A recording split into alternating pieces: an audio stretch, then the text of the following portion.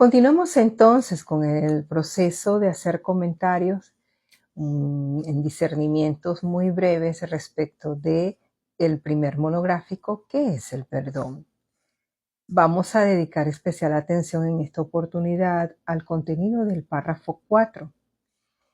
Un párrafo que después que nos ha venido diciendo en el primero, el perdón te recuerda que lo que tú creíste que tu hermano te había hecho realmente nunca sucedió. Luego nos dice, un pensamiento que no perdona es aquel que emite juicio. Y posteriormente dice, un pensamiento que no perdona hace muchas cosas. Para que al inicio, como primera frase del primer párrafo, Jesús nos dice entonces, el perdón en cambio es tranquilo y sosegado y no hace nada.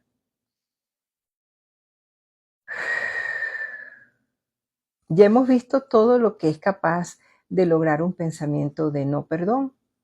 Mantenernos pegados en la ilusión del tiempo, mantenernos pegados allí, anclados a un posible evento que se haya acontecido en el tiempo pasado y que al no disponernos a nosotros colocar la otra mejilla, mirarlo de otra manera, pues simplemente nos olvidamos de la hora, del presente, de la presencia. Y la presencia se da cuando efectivamente se colapsa el tiempo, es decir, cuando en este instante no estás siendo gobernado por leyes del pasado ni hipótesis futuras, sino exactamente estás totalmente íntegro en este instante. Eres consciente en el nivel de la forma del lugar donde te encuentras, el espacio en el que te encuentras, pero en el nivel metafísico prevalece sobre la forma y simplemente alineas el pensamiento al pensamiento del Padre. Recuerda que en el cuarto ciclo de repaso, la frase regente nos dice, ¿mi mente alberga solo lo que pienso con Dios? Pues exactamente. Cuando alineamos nuestra mente a la mente del Padre, estamos simplemente en el atisbo del recuerdo de la unidad que somos.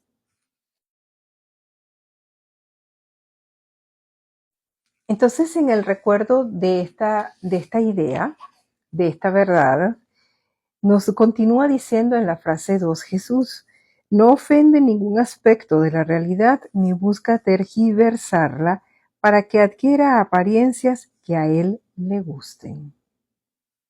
Recordemos que el perdón, ya lo hemos dicho otras veces, es la ilusión que nos saca de las ilusiones. ¿Por qué es la ilusión que nos saca de las ilusiones? Porque el perdón parte de la premisa que nuestra mente en entrenamiento asume dualmente que algo ha acontecido, que una culpa propia la proyectó en un hermano o en muchos hermanos, que su miedo propio lo proyectó en uno o en varios hermanos y situaciones y eventos de la vida, y que efectivamente la idea de pecado también la proyectó en sí, de sí hacia otros. De allí el fundamento de su juicio, del hecho de juzgar. Entonces, en un plan de defensa, desde la perspectiva dualista, obviamente hay que valerse de cualquier subterfugio para tergiversar la verdad. Y la verdad en un momento determinado es que estamos en una petición de amor o estamos en una actitud de dar amor. Desde la petición de amor, nosotros podemos ofender, abandonar, traicionar, abochornar, simplemente herir a cualquier hermano, aparentemente otro. Lo podemos hacer, en efecto lo hemos hecho muchas veces, ¿verdad? Pero desde esta perspectiva, lo que nos recuerda el perdón es que eso pasa en la ilusión. Entonces, el perdón es el recurso que nosotros tenemos dentro del campo de la ilusión de hacernos mirar de otra manera. Para ello, Entonces se sirve de la ilusión de que nosotros necesitamos perdonar, cuando que realmente el perdón nos lleva, cuando es genuino, al recuerdo de la única verdad real, ineludible, inalienable e inmutable. Somos los santos hijos del Padre, somos el efecto de su causa y no hay nada malo en nosotros.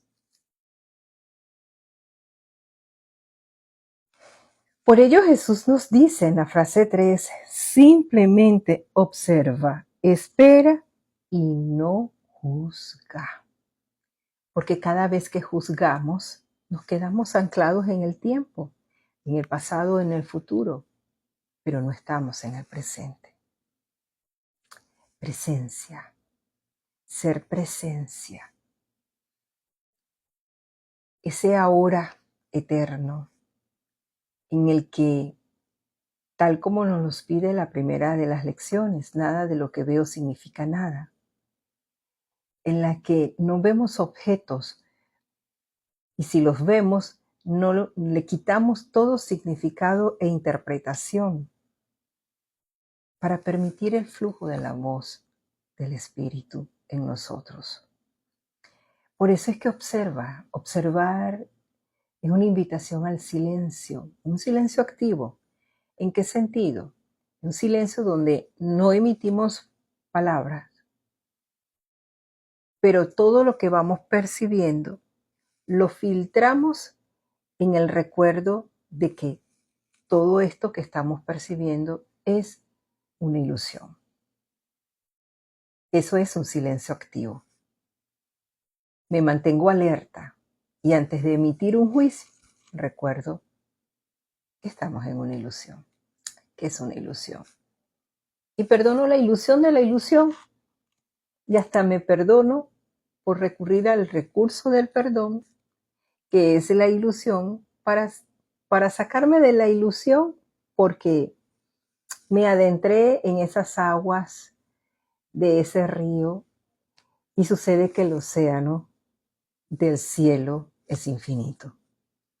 Entonces, cuando Jesús nos dice luego en la frase 4, el que no perdona se ve obligado a juzgar, pues tiene que justificar el no haber juzgado.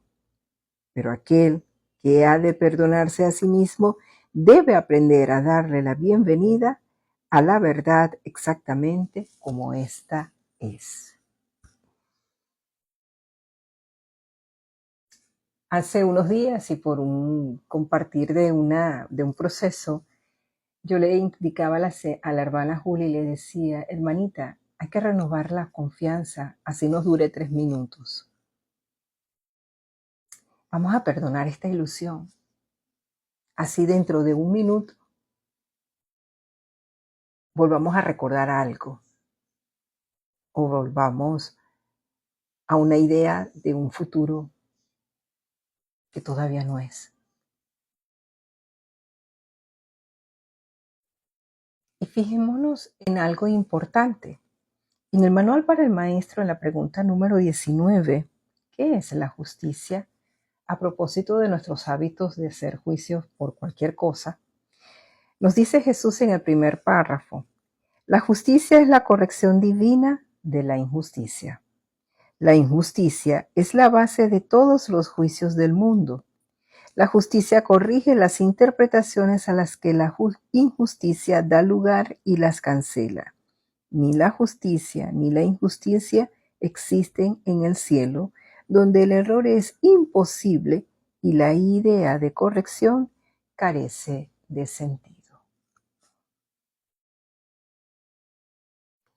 Y cuánto de argumentos en pro de justicia llevan nuestros juicios, ¿verdad?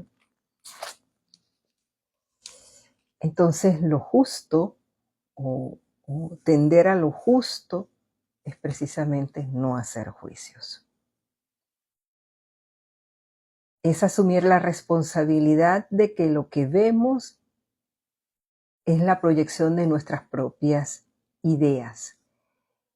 Y esa proyección condiciona nuestras percepciones. Por eso somos responsables de elegir los sentimientos que queremos experimentar y los objetivos que deseamos alcanzar. ¿Quiero sanar? ¿Quiero curar mi mente? Ok. Entonces me sirvo del perdón para recordar que lo que creí que mi hermano me había hecho realmente nunca sucedió. ¿Quiero curar mi mente? Ok. Entonces asumo que nada de lo que parece ser otro u otros es distinto de mí, es mi propia fabricación, porque soy el observador, pero al mismo tiempo soy lo observado. Más el Espíritu Santo es ese puente y ese lugar en nuestra mente que nos garantiza que con su guía, podemos efectivamente crear un mundo feliz. ¿Y qué es un mundo feliz? Un mundo de paz, de dicha, de gozo, donde evidentemente nos reconocemos mentes y no cuerpos y personajes. Muy, muy feliz instante. Hola, feliz instante santo. Vamos a discernir un poco respecto del párrafo 4 del primer monográfico, que es el perdón. Fijémonos que Jesús nos viene desde el 1, nos dice en qué consiste el perdón. Lo que el perdón nos recuerda de que lo que creímos que nuestro hermano nos había hecho realmente nunca sucedió, y nos aclara, el perdón no perdona pecados, porque si el perdón perdonara pecados, le estaría otorgando realidad al pecado. Luego viene el proceso del segundo párrafo, que inicia con un pensamiento que no perdona es aquel que emite un juicio que no pone en duda a pesar de que es falso. Aquí, como veíamos, nos servimos de la pizarra para explicar un poco de qué va el proceso de la proyección. En el tercer párrafo nos dice, un pensamiento que no perdona hace muchas cosas. Y es lo que nos permitió el día de ayer poder entonces adentrarnos un poco cómo es que se encausa ese pensamiento que no perdona, que se sirve del miedo, de la culpa o del pecado como patrones de pensamiento que detonan incluso en procesos psicológicos, y que esto de alguna u otra manera delinea el proceso de nuestras relaciones. ¿Ok? Ahora en el párrafo 4 nos dice algo tan hermoso y sublime y nos dice, el perdón en cambio es tranquilo y sosegado y no hace nada. No hace nada. Es tranquilo y sosegado. Claro, ¿por qué es tranquilo y sosegado? Porque me voy a permitir compartirle una anécdota que nos las compartiera en la sesión de un curso de milagros, Francita Hermosa, Francia Marcano. Una anécdota, ella vive en un edificio y ella hizo la solicitud para el servicio de la sustitución o reposición de la bombona de gas para su apartamento. Ella tiene de las bombonas estas de 43 kilos. Efectivamente, los empleados fueron, le colocan de auxilio una bombona de 18 kilos, mientras ellos hacen la tarea de ir hasta la planta y hacer la sustitución de la bombona. Por alguna razón ella debió bajar y se da cuenta, baja para abrir, ahora sí lo recuerdo, el gas, y se da cuenta que le han cambiado la bombona, pero de entrada ella lo que asume es que le han robado la bombona. E inmediatamente hizo juicios, pero luego se da cuenta que ella, al conectar con pensamientos de ataque, pues no está haciendo el trabajo del perdón. Y luego, bueno, pasa a perdonarse por las interpretaciones y significados que ella le había dado a la circunstancia donde ella de entrada se le olvidó que es que esa era una bombona de repuesto, la de 18 kilos, y que en la tarde le traerían la bombona, su bombona de 43 kilos. Así nos pasa. Nos corresponde, por ejemplo, ver una noticia, una circunstancia X en la cola del banco, en un semáforo, en el supermercado, y solemos, se nos olvida, porque todavía está muy denso en nosotros la idea de que sí somos cuerpo y la identidad corpórea, este yo egoico es muy frágil. Entonces, ¿qué nos pide el perdón que es calmo, que es sosegado y que no hace nada? Respirar.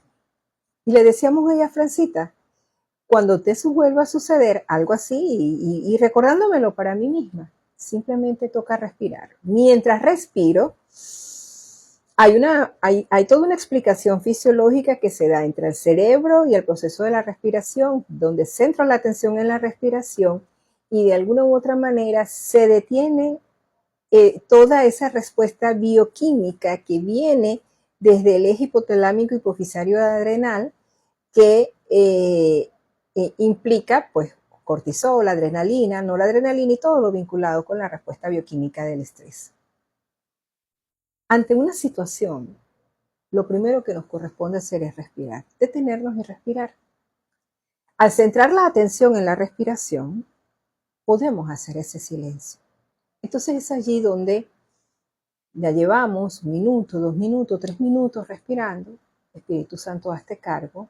Venga a mí una nueva percepción.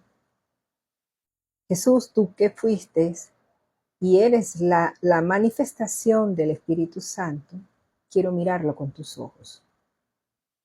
Y es allí donde, desde la calma, pues obramos el milagro para nosotros mismos. De la mano del Espíritu Santo, obramos el milagro en nuestra mente, porque seguramente nos vamos a contextualizar y ya la percepción de ataque va a mermar. Y entonces, ok, ahora sé que puedo moverme con pensamientos amorosos. Después de todo, ella luego dice que cuando ella pues, hizo conciencia, dice, bueno, si me cambian una de 43 kilos por una de 18, la de 18 es más fácil para mí manipularla, todavía pues puedo, es más fácil para mí, la de 43 pesa mucho, y todo lo que significa en la vida de una niña, porque ella es una chama de 79 años. Entonces, pues lidiar con estos pesos y estas circunstancias son bien particulares, ¿verdad? Pero le doy las gracias a Francita Hermosa por compartirnos su anécdota, porque permite graficar algo que nos pasa con mucha frecuencia. Con la frecuencia incluso del impacto de una noticia, sobremanera en esta ilusión tiempo y espacio, estamos en esto que se llama Venezuela, el proceso sociopolítico que se trajina y de entrada, bueno, ¿cuál es la reacción? O sea, ¿qué es exactamente en ese escaneo, en ese calibraje, qué es exactamente lo que estoy pensando, lo que estoy sintiendo y lo que estoy diciendo? Entendiendo que en este mundo de la forma sabemos que el inconsciente no tiene sentido del humor. Nos dice Jesús más adelante en el desarrollo de este párrafo, no ofende ningún aspecto de la realidad ni busca tergiversarla para que adquiera apariencias que a él le gusten. Es decir, el perdón no manipula. Por eso es que incluso cuando estamos en una circunstancia X, perdonar no tiene que ver con que vaya yo a ti y te pida perdón o tú vengas a mí y me pidas perdón. Eso puede suceder, pero no es lo determinante. No es lo que dice que yo realmente esté perdonando. Yo pueda que necesite ir donde ti y decirte, sabes, perdóname porque me confundí, porque fui imperativa, porque tuve una reacción y no la pensé y lamento haberte lastimado. Puedo usar eso, ese ir a pedir perdón, no para recibir tu perdón, sino como un ejercicio para recordarme a mí misma que finalmente la circunstancia, independientemente que implique a otra persona, es una fabricación mía. Entonces, así como en un curso de milagros se nos repiten y se nos repiten y se nos repiten todas las cosas, y Jesús nos los va diciendo de muchas formas, es una manera de nosotros generar condiciones dentro de nosotros.